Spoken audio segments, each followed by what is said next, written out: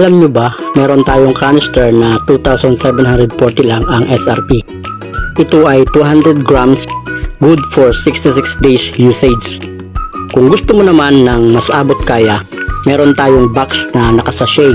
2,060, may 30 sachet at 3 grams bawat isa. Good for 30 days usage na ito. Kung titingnan mo, parang mas mura yung nasa box. Pero ang totoo, mas makakamura ka sa canister. Bakit?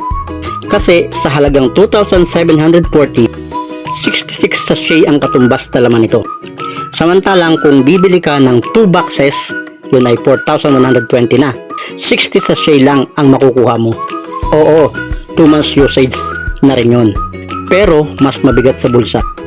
Sa canister, 2,740 lang.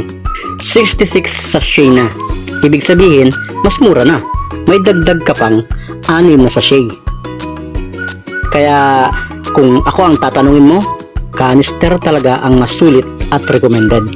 Lalo na kung may health concern ka at seryoso kang gustong gumaling. Pwede ka namang magsimula sa mini box na 720 lang. Ang laman nito ay 10 sachet. Pero dapat malinaw sa'yo.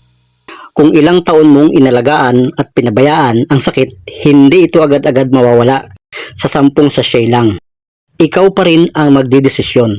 Dahil kung hindi mo tutulungan ang sarili mong gumaling, walang ibang makakagawa nito para sa'yo. Kaya tandaan mo, ikaw ang nakakakilala sa sarili mong katawan. Ikaw din ang may hawak ng susi para sa kalusugan mo. Kung gusto mong magbago ang kalagayan mo, magsimula ka sa tamang paraan.